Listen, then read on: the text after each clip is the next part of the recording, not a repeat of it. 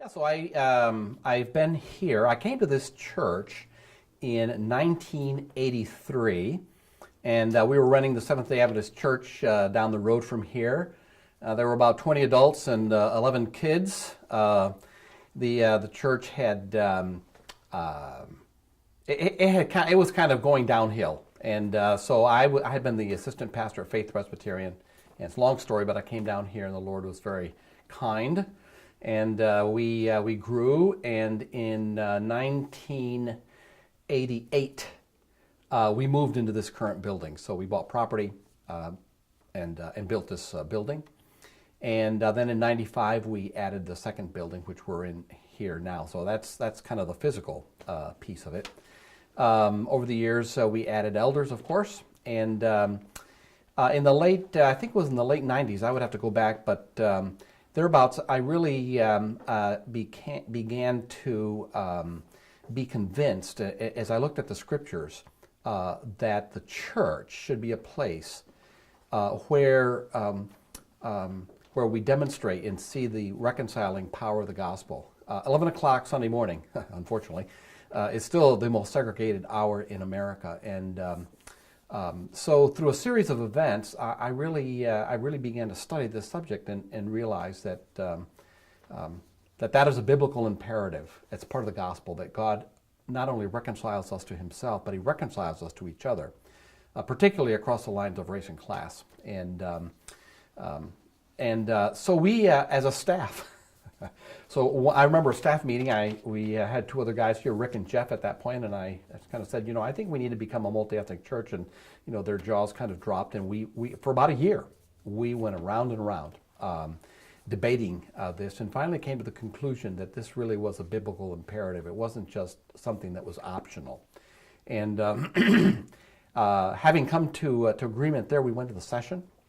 And that was a long process of coming to agreement that that is what we needed to do. And we don't require unanimity, but we knew this was such an important issue that we decided that we needed to be unanimous on this as a session. And so that happened after years, actually, of debate and thought and prayer and so on.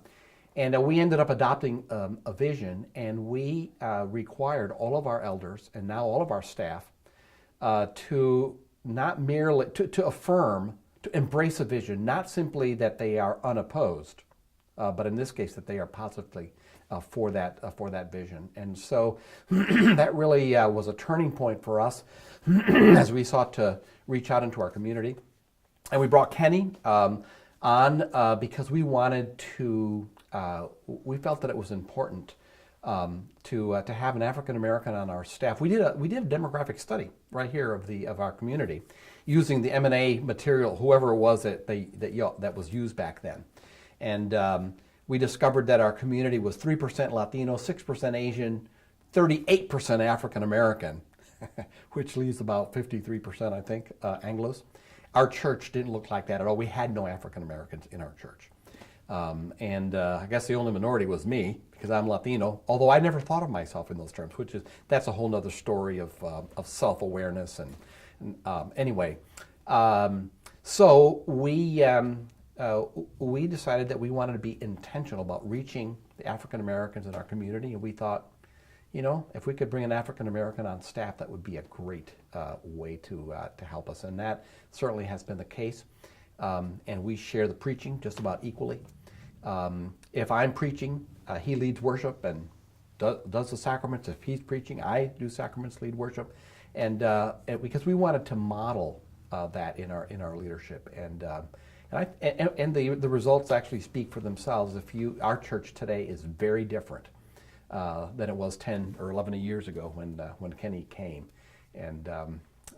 So we're very excited about that. So anyway, that's kind of a little snapshot of Grace.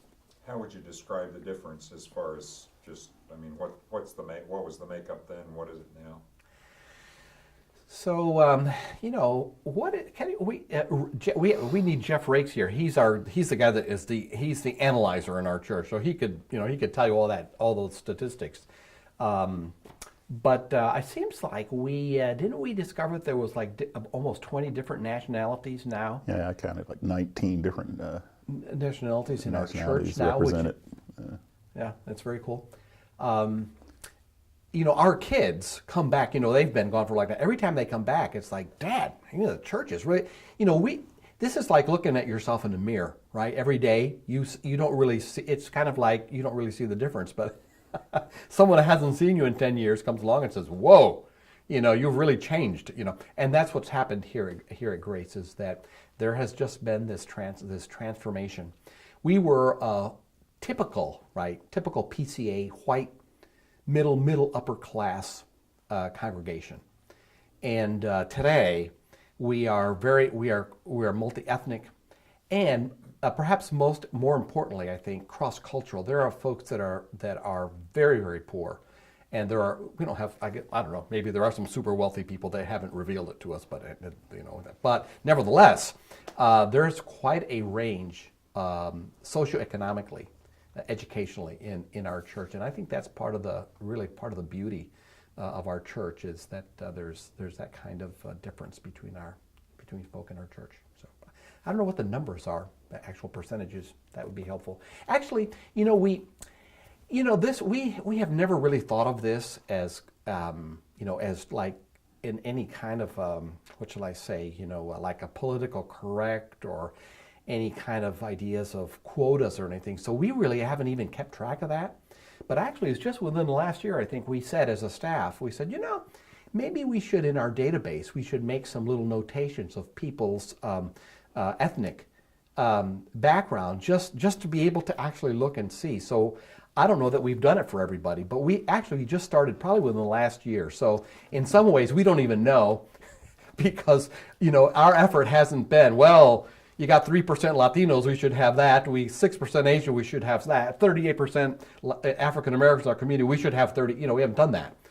We've just simply said, we just simply looked at our church, looked at our community, and said, we're not reaching. Obviously, we are not reaching the people that are right in our community. We're only reaching people just like ourselves, and so very intentionally, we went about seeking to attain a vision. I often speak of a vision as a picture of a preferable future. And we think that the vision is the vision in Revelation 7, people from every language, nation, tribe, and people gathered together in the worship of Christ. Now, that's not going to happen fully till Jesus returns, but I think that we ought to be, we believe that is biblical, and we should be pursuing that. And so to the extent that we're able to do it, that's what we're trying to do. And we're not really, we haven't really been all that worried about what the percentages are, just this is the vision. And so our mission then is to share the good news of, serve our community, right, with the good news of Christ and the gospel, bringing people together across the lines of race and class to worship and to follow Jesus. So that's what we're trying to do. Kenny, what drew you to the church? What drew me to the church is the vision that the church had. I met Jonathan at General Assembly in 2006, and I was at New City Fellowship, which was already a cross-cultural church, and carrying on this mission. And I was looking at perhaps going to New City in St. Louis, as they were looking for an associate pastor as well. But then I met Jonathan, and we had lunch together. Found out that, we had so many things that were in common. He's from Western New York. My wife's from Western New York. Somehow he knew my wife's family. It was just a crazy story. And we figured out, this has got to be the Lord. But then hearing this passion for multi-ethnic ministry, and so we joked at the time about it. So it told me that I had gone through M&A's church planting thing, and they told, you guys should be planting churches. And he said, well, you just look at it as a big church plant. You just have a large core group. And I thought, I can handle, I can live with that. So I went home and called my wife, told her, don't think about going to St. Louis. Think about going to Dover, Delaware. Dover what? She said, what? Yeah.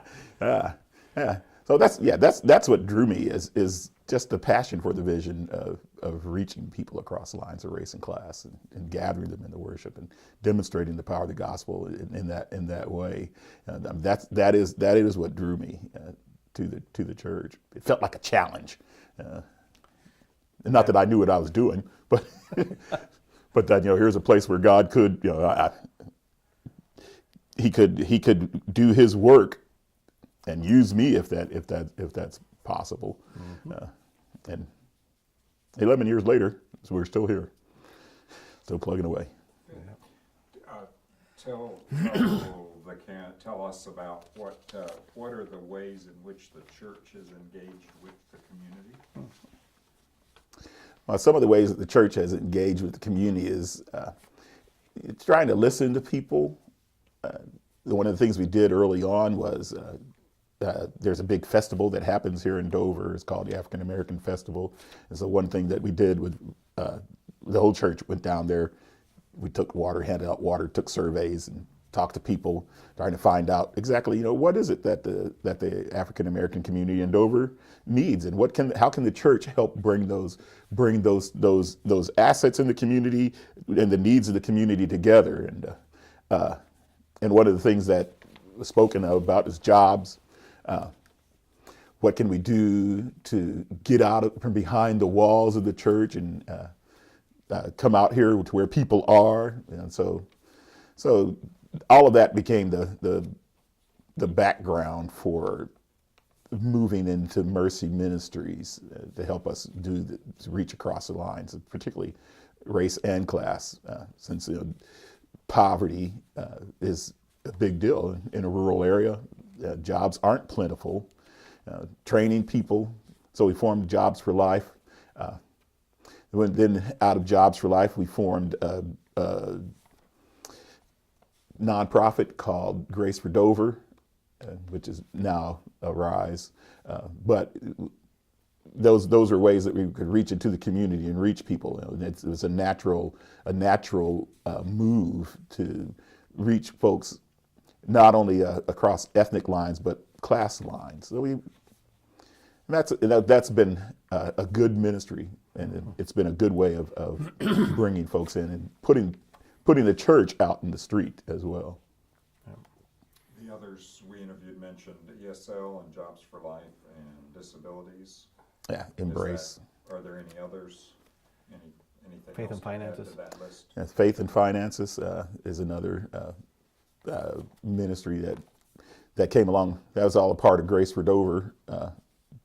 And we did things like the Christmas store, where we would help out single parents or people who are on fixed incomes. Instead of giving toys away to people like some programs do, there was an opportunity for people to purchase toys and things with their own money.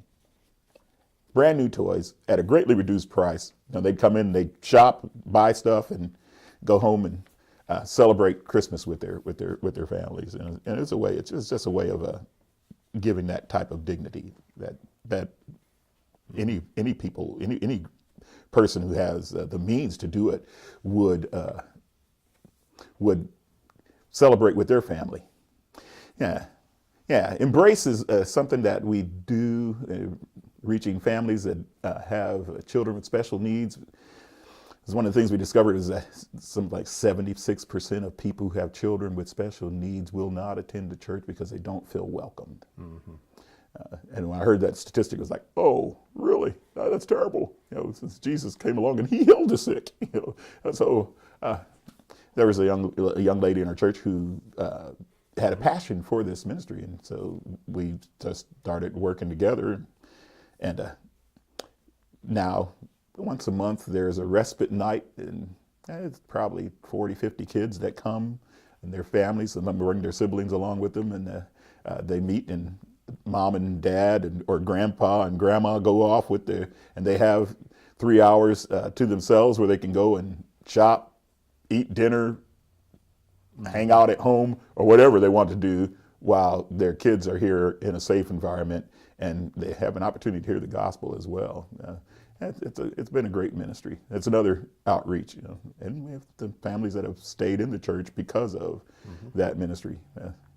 Yeah, one that recently joined One recently joined. and had their little boy who baptized and is now a little covenant kid here at Grace. So that was a very exciting, wonderful, beautiful service. Yeah, yeah. And in all of those means of serving others, that has, what I'm hearing is it's added some families to the church, but also is serving a lot who may never Right. be a part of the church as far as worship on Sunday. Just talk a little bit about that, sort of that mix and what, I mean, a lot of PCA people are just we're so pragmatic business, it's, well, would that bring people in or not? So, I think we want to convey that it does bring people in, but a lot also are served who don't come in, and that's what we're called to as well. That's kind of the concept, I think. So however you can speak to that. Yeah, so it brings people in, but then there are, so I think that it helps to actually reach folk that when they feel like you aren't really wanting something from them in return. So if they think that you're really just after me to come and be a number on your score chart on people that you've reached for Christ, so you're just a number. I've heard people say this too. Oh, it's just, I don't know if I want to take part in that program because all it does, as soon as we're done, you're gone. But that's not the case. So we really do want you to follow Christ, but you don't have to follow Christ here. There are other churches that you can, and some people have. They're off serving in other churches, and but the goal is seeing them transformed. We do have, and some people do manage to stay. How that God knows who and how He adds them. I can't say exactly how He does it, but He does. We have people who have come in and were interns through the local college here, Del Tech, and came one night and decided, this is the place where I need to be, and started coming to church as well. And still, 3 or 4 years later, they're still here, walking with us in this journey. So sometimes people stay, sometimes they leave, but we don't get to pick and choose. We're glad for whoever the Lord gives us. Yeah, you mentioned before that Grace for Dover is now called Arise. We actually helped significantly in a financial way to help bring in a director. And the ministry's name changed from Grace for Dover because a lot of the churches in the community viewed it. We didn't name it that because it was our church. We wanted, it's Grace, God's grace, for Dover. But it was. But our goal always was that this would be a ministry that would be embraced by other churches. Churches don't tend to work together much, and our view has been if there's one area where churches can get together and work despite their theological differences and so on, surely it's in the area of mercy ministry, right? We can all agree on that and work together on that. And so the name of the organization was changed to Arise, and I now serve on the board of that. But there are members there are people now from other various churches in the community that now are on the board, and that's the goal, is that together that jointly we can do much more than we could do separately and individually. And so we want other churches to see this ministry as their mercy ministry, and so by working together that we can have a far greater impact on our community. So that's kind of that's where it is right now. When a church realizes that they are isolated from their neighbors, that they're kind of an island in the middle of their parish, their community, what's the best starting point? What is the first steps they should take? Well, I'll speak to that. I think that that it has to start with the leadership. And my observation is that if the pastor, the senior pastor, whoever that person, whoever the leader is, that person has to believe that this is a biblical mandate. because it's too hard. It takes too long. There's too many. There's lots and lots of obstacles. So the only thing only thing that kept me going, I think the only thing that really keeps you going for the long haul, is to see that this isn't just a peripheral thing. That this is at the very heart of the gospel. This is gospel work. That Christ came into this world to reconcile us to Himself and to give us the ministry of reconciliation. That the prayer of Jesus, right, is that we would become one before a watching world. That the world, that's not spiritual unity. That's some kind of an outward unity, which He says the world will see. That's the Francis Schaeffer called it the greatest apologetic. He wasn't. I'm sure he wasn't. I don't think he was thinking about race at the time. But that unity is what Jesus prays for, because that's what's going to convince the world that God has sent His Son. And so this notion that the realization that the gospel is not only has a vertical relationship, I'm reconciled to God through Christ, but that there's a horizontal component, and that it's part of the gospel. And if we don't have that, I see that as having a truncated gospel. So I come from a Pentecostal background, so I like to say that we have a full gospel view, and the full gospel is one that is in earnest about living out the truth of our reconciliation with God and with one another. So I think that has to be the first thing that happens, and then you have to be tenacious, because even in bringing your entire session, the rest of the leadership aboard, that's not going to be easy. And that's one of the words of encouragement and caution, I guess I would give, is that for an existing church. I mean, someone has said it's easier to give birth than to raise the dead, right? So if you have an existing monoethnic church like what ours was, I think that it's foolish to think that you're just gonna come to this conclusion, you're gonna preach a few sermons, and that's gonna change everything.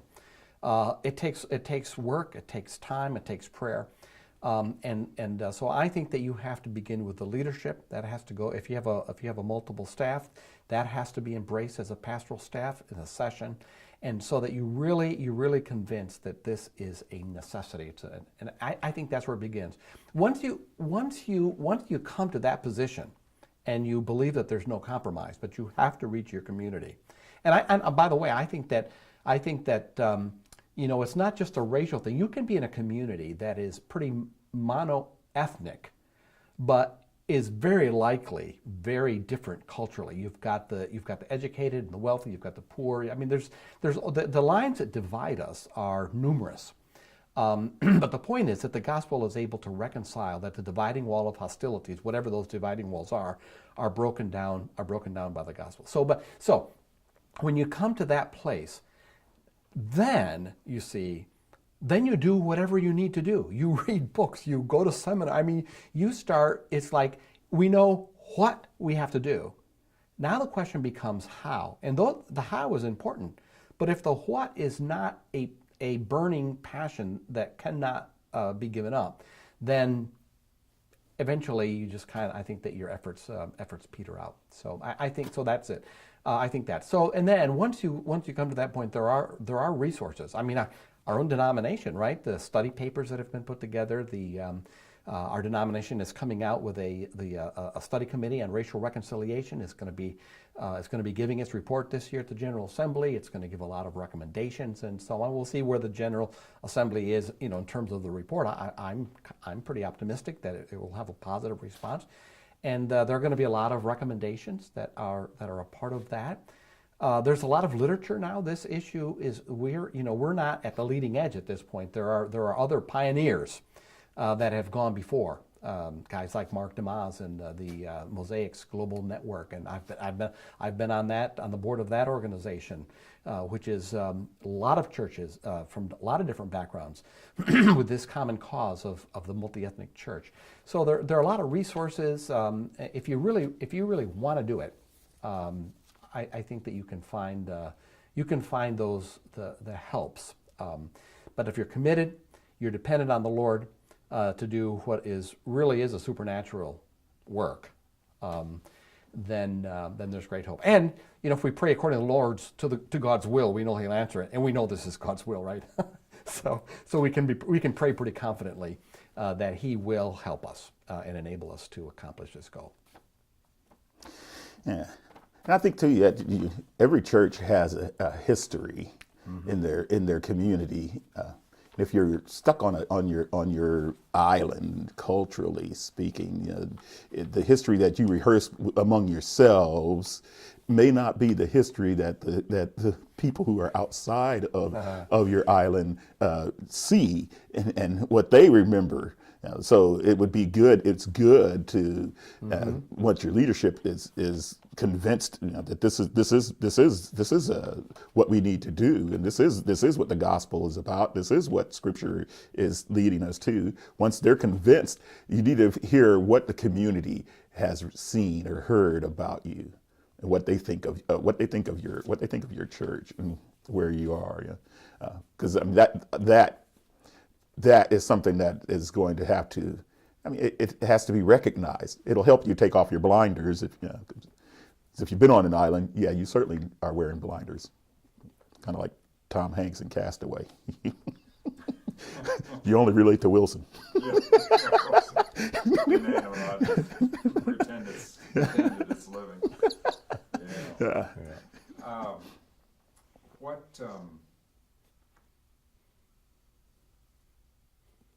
Kenny, what's in terms of in a leadership position as someone who is in the ethnic minority, what kinds of challenges do you see there, and how have you experienced, and how do you address those? How does is morale difficult, and if so, how do you keep your morale strong? Or is there enough mix in this church that you don't bump into obstacles too much in the mix that is here in ethnicity? Just talk a little bit about your own personal experience. So you mean in terms of the church? In terms of the church mainly. Yeah. Okay. Whatever you want to say. Well, maybe not whatever you want to say about the PCA. Yeah. But yeah. We can edit judiciously. Yeah. Yeah. So yeah. So how do I keep my own morale and leadership challenges that have come up or that I've faced since? It was a big deal to think about coming to Dover. I grew up in the Midwest. I lived in Chattanooga, Tennessee for 25 years. But coming to the Mid-Atlantic region, well, that's a whole cultural change, And am I going to be accepted? I mean, that was a question. Am I going to be accepted? Will my leadership be accepted? So one of the things that happened is when I preach, I talk about myself. I talk about my background and how I grew up. I will bring in elements of the culture. Speaking as a black man, I would talk about slavery or black history, or bringing in all of these things that will bring a different perspective to our cultural experiences, just to highlight our cultural experience and its differences. And then I think that helps people to begin to, well, I don't know that I've ever related to that before. He seems like a likable guy. But one of the things that really was a blessing was early on there was a lady in our church. She was having a major surgery, and here I am, I'm this black guy. I go to visit her in the hospital. I walk in, and I'm thinking, how in the world is this going? How is this going to look? Here I come. I'm the only black person standing in this room, and but as soon as I walked in the room, she looks up and says, "Oh, there's my pastor." I thought, well, that's great. I thought, I'm accepted. And so people have asked me to lead their weddings or to do their funeral, or and sometimes we don't really say who's going to do what when it comes to baptism. It's whoever is up, that's who's baptizing. And it's not been an issue. Counseling, I've have people come to me for counseling, or if Jonathan's not available. So I mean, it's been like that, and I think the part of that is the case because they spent so much time over the years in talking, preaching, and teaching on this very matter, so that there's an equality that's recognized and should be recognized, even though it can be difficult to identify cultural biases that you have, and which you never encounter until you hit that intersection in life with other people in a setting where they're really going to talk to me about very deep things, deep issues, and can we relate? But I come with the same scripture, with the same Bible, here, and God speaks through the eyes of his people in their lives, and that I think that's what helps. I don't know if I answered your question, but That's good. I would just to chime in on this subject, and that is that if you are, say you're the senior pastor like I was, right, and you decide that you're going to bring in an African American or a Korean, someone from other, I think that the issue of authority and pride are issues that the leader has to deal with. So are you so my commitment was that Kenny, in this case, he's not going to be like a token pastor. What that means is that he needs to be able to be his own person and actually be a leader. And I, the leader, the pastor who's been here for what I've been here 35 years, right? When the black pastor, when someone wants him to do the funeral, right, or the wedding, or whatever that is, those feelings are inside, and I think that you can't deny that, right? So the issue you're giving up power, right? You're giving up authority, right? I mean that's what and that has to be a real thing that's actually happening. You can't hang on to that. So the real question then becomes: is this as we seek to model this? Is this for real? Is this are we really sharing our leadership here, or are we just bringing this other pastor, this minority pastor, in here to accomplish our goal of reaching minorities? Of this church of which I'm the pastor, or something, whatever that is. So I think that becomes very important. So I actually, there was a point I had to make that mental, spiritual, emotional move to say, for the sake of the vision, for the sake of what we're trying to do here, I have to swallow my own pride. I cannot be resentful of the accolades that go to Kenny, right? So I'm after the service, he preaches, everybody's back there congratulating him, and I'm like, nobody's even looking at me. You know what I mean? That sort of thing. We preachers, we may not want to say it, but it's real, right? And so I think that's part of it. Is am I willing to surrender the power that I have to another brother? For the sake of the gospel, and I think that has to be that. It can't be about me and him. It has to be about the gospel. It has to be about Christ's church. What is this really advancing the cause of the gospel? And that's worth it, right? We should be willing to give up whatever in order for Christ's kingdom to thrive and grow. And so I think that's the other piece of it. Whoever the existing leader is, if you bring somebody in, you have to let that person really be himself. Recognize he's going to preach differently, he's going to do things differently, that's okay. So, anyway. It's common for churches to say, well, visitors come and we welcome them, whether it's socioeconomic difference or race or whatever, they come and we really welcome them and they never come back again. Is there a probability that there's an underlying cause there, and do you want to talk a little bit about what your guesses might be and how you would answer that? Yeah, there are. You know, we read a book that everybody that wants to do this ought to read in order to recognize how impossible this task is and therefore how dependent you are on God. It's called Divided by Faith.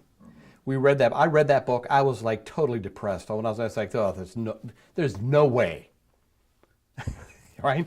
But there were several things that we learned from that book, and one of the things that we push against, we refuse to use the word assimilation. Assimilation means we're happy for you to come, worship the way we worship, sing the songs we sing. We're willing to assimilate you into who we are, right? You need to change to become like us. We like to use, even though it's fraught with danger, with baggage, we still like to use the word integration. We're unwilling to give up that word, even though it has been misused and abused. Integration means that the person who comes brings something. In fact, I often try to emphasize to people, we are enriched by what other people from different backgrounds bring to us. We are the poorer for not having them. And so when we look at people coming, it's not like, look how nice we are, we'll let you come and be a part of our church. It's like, no, we really need you, because without you, we will not be who we really need to be. And the other thing that I like to emphasize, especially for African Americans, I'm not white. I am. I don't know what I am. I'm Latino. I'm a Latino white. Hispanic white. Yeah, we think, oh yeah, well, you know, we kept blacks out. Now all of a sudden we're going to open the doors and we're doing African Americans, let's say, a favor by letting them come into our church. And I'll say, well, wait a minute, you know, and we're willing to sacrifice, right? We'll sacrifice. So it's like, no, wait, stop. Let me tell you who's making the sacrifice here. The person who's making the sacrifice is the African American who has to deal with the issues of race day in and day out. And Sunday morning, when they go to their own African American black church, they finally are in a place, it's an oasis where they don't have to think about it, right? So now what we're asking them to do, right? We're asking them to now come to our white church and have to deal with the issues of race now 7 days a week instead of 6 days a week. And so what we need to realize is we need to realize how indebted we are to those African Americans who are willing to make the sacrifice. They're the ones that are making the sacrifice, not us. That they're willing to make the sacrifice to come and to give us what they have and what we are impoverished without. And so I think we just need to turn this whole thing around. It's not that we're nice and we're welcoming to you. It's like, no, we need you. And if you would be willing, if you would be so willing to make the sacrifice of coming and to being in our church, we know it's going to be hard, but we need you. We really need you. Would you please? Please come. See, I think that mentality, that attitude, then is what is needed, and I think that minority they sense that, and I think that's one of the things that's happened in our church. When an African, in fact, it doesn't matter. Everybody knows that white black is the big issue in the United States. I think one of the reasons why we have people from a lot of other backgrounds they walk in is every Sunday we have in our services. Kenny and I are always up front leading in worship. We're always up front. Now, well, tomorrow in the second service I won't be because I'm teaching a Sunday. It doesn't matter. But that's the way it is. And so what we want that to communicate is that when someone comes in here, they look up and they see, oh, there's a black guy, there's an African American, and he's up there as a leader. And so you say to yourself, right? If you're a Latino, you're something, you say to yourself, well, if blacks are safe in this church, I'm obviously okay. I'm safe, right? And so that's the other thing is that it communicates that you. It's not just that you're welcome, but you can actually be a leader. You can be a vital part of the life of the church. What do you say, bro? Yeah, I think that's true. Yeah, yeah. And particularly about integration, that is it says that you have worth, and there's a mutuality that has to take place between us for us to really make this display of the image of God, for us to really make this whole idea that Christ gave to us of unity as brothers and sisters. That integration has to take place. Now, I don't have to stop being black, or our Korean brothers and sisters don't have to stop being Korean, but our Spanish brothers and sisters don't have to stop being Latinos. But they're able to bring whatever their cultural richness is. We have songs that we sing sometimes that are, it's English, it's Korean, it's Spanish, all in the same song. And so it's great. This happened on Easter Sunday. This is a generational thing as well. Somebody says, I like the old hymns. I like the old songs. Christ arose. And at the end of the service, the Koreans got up and they sang "Christ arose" in Korean. Yeah. Oh my! And the person's standing next to him said, "There it is." Yes. So there's that integration, but it's also the reality is that not everybody gets everything they like. Yes. So you're guaranteed that at some point you're not going to like something that's happening. Yeah, we actually have a church guarantee. It's about a page long in which we guarantee that you will not be happy in this church and that you will not like everything. We guarantee that you'll be offended by something. So. Oh dear. Yeah. Good. I think We got a lot. This kind of crystallizes, we definitely need the longer version, so Yeah, that's a little more income to you. I agree. I agree. So we're doing the 7-minute thing, but we've gotten so much good content here and in the Chattanooga setting that we want to do a longer version that's more of an educational how-to, filling out so that people get the benefit of this. In a sentence or two, how do you encourage a church to do what you did? The church who's, you've already said it, but elevator pitch. You're in there. You're in the General Assembly. You're writing the elevator. Someone's saying, "Why?" Just again, I want to do it. Why? What would you say to someone?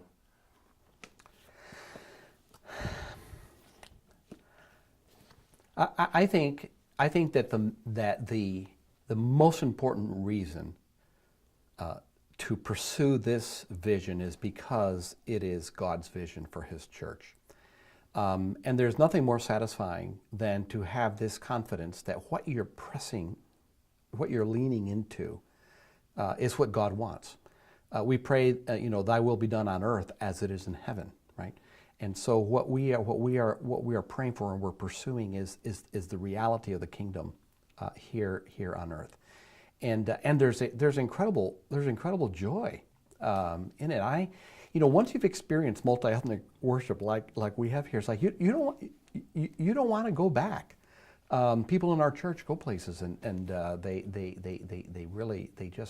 they long for what they were experiencing, and so I think there's just tremendous satisfaction that we're doing the Lord's will, and there's great joy that one experiences in a church like this. Kenny? I'd say that the reason to do this is the confession. So I don't love Christ as much as I think that I love Christ. I like to think that I really love Him, but I don't love Him. And I can't say that I can't honestly say that I love Christ if I don't love people who are not like me, I can't, and if I don't love people who are not like me, how can I say that the Spirit of God is actually working in me? And it's the sanctification that I need, that God is seeking to give to me and place in me. That sanctification requires me to be in places where I hear things that I just don't like, and encountering people who are just going to. I'm going to rub the wrong way. They're going to rub me the wrong way, and I'm called to love them. And I want Christ to be known, and if that means being in difficult places, then yes, so be it. If it means I have to learn to repent and humble myself even more, so be it. Because ultimately, I want Christ's glory. And that's what I want to see, and I think that's got to be the reason that you pursue the Great Commission, that's what it is. God was in Christ, reconciling the world to Himself, in 2 Corinthians 5:19. And He's given to us this ministry of reconciliation. This is what has to be, the love that Christ is calling out of me. And if somebody's going to do this, it's got to be that it's because you're pursuing the love of Christ.